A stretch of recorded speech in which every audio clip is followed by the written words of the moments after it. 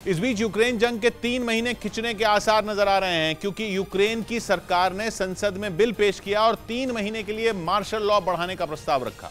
Ukraine जंग की शुरुआत में ही वहां मार्शल लॉ लगा दिया गया था और जंग के 9वें महीने में इसे बढ़ाने का मन बनाया गया है, वो भी 1-2 दिन नहीं, पूरे 90 दिन के लिए।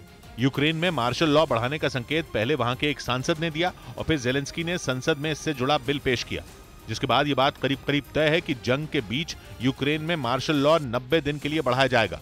यानी यूक्रेन में जो होगा वो वहां की सेना की मर्जी से होगा, जनता की नहीं।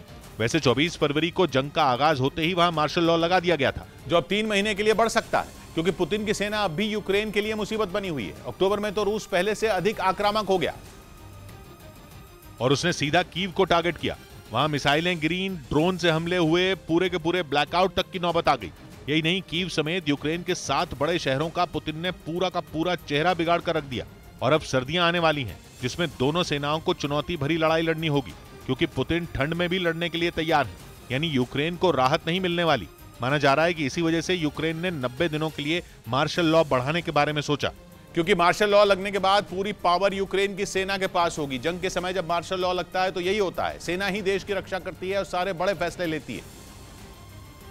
क्योंकि मार्शल लॉ लगाने का मतलब ही होता है देश में सेना की सरकार।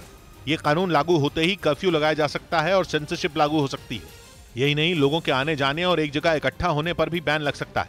यही नहीं, सेना किसी की भी संपत्ति जब्त कर सकती है और किसी को भी जेल में भी डाल सकती है। और यूक्रेन में इस समय यही कानून चल रहा है। वैसे पुतिन ने भी कुछ दिन पहले यूक्रेन के खैरसोन, जापोरिजिया, लुहांस्क और डोनेस्क में मार्शल लॉ लगाने का ऐलान किया था, क्योंकि रूस का दावा था कि रेफरेंडम में वहां के लोगों ने रूस के साथ जाने का मन बनाया है। लेकिन कुछ ही दिन बाद खबर आई कि यूक्रेन की सेना ने वहां वापसी कर लिया और खैरसोन में रूस के सैनिकों को घुटने टेकने पर मजबूर कर दिया है। वैसे रूस ने यह बात कभी नहीं मानी और यह दावा करता रहा कि खैरसोन, जापोरिजिया, लुहांस्क और डोनेस्क पर पुतिन का राज है, जिसके बाद बात बढ़ते बढ़ते क्राइमिया तक पहुंच गई। क्योंकि पुतिन के रेफरेंडम के नतीजों के ऐलान के कुछ दिन बाद ही जेलेंस्की ने क्राइमिया पर अटैक का प्लान बनाया था और क्राइमिया ब्रिज अटैक को जेलेंस्की के उसी प्लान का हिस्सा माना गया, जिसके बाद तो यूक्रेन जंग की आग और धधक उठी, क्योंकि पुतिन ने यूक्रेन के क्राइमिया पर किए गए एक अटैक का बदला कीव में सैकड़ों मिसाइलें दाग कर लिया। वो सिलसिला अभी थमा नहीं है, क्योंकि पुतिन किसी घायल शेर की तरह हो गए हैं, जो जेलेंस्की पर डबल पावर के साथ हमला कर रहे हैं। और माना जा रहा है कि इसी वजह से यूक्रेन जंग 2023 तक खिंचने के संकेत मिले हैं। की सेना ने दावा किया कि उसने अपने घातक हथियार से जेलेंस्की की सेना पर रॉकेट की बारिश की। यूक्रेन पर किए गए हमले का एक वीडियो भी उसने जारी किया, जिसमें उसके जवान मल्टीपल रॉकेट लॉन्चर से दुश्मन पर कहर बरपाते दिखाई दिए।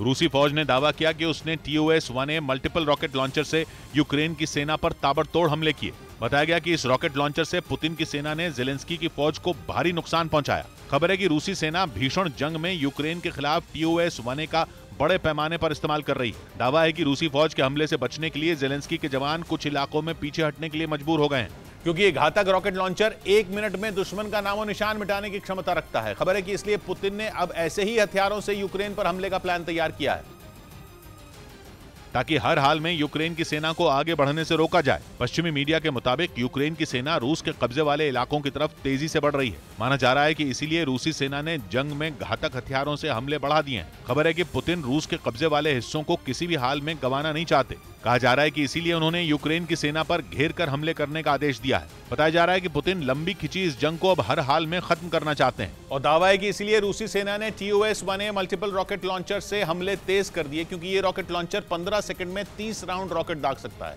यही नहीं, ये 10 किलोमीटर दूर के दुश्मन को भी ढेर करने की ताकत रखता है। और तो और इसके जरिए अलग अलग तरह के रॉकेट भी दागे जा सकते हैं, जो हल्के टैंक और बख्तरबंद गाड़ियों को कुछ सेकंड में ही ध्वस्त कर सकते हैं।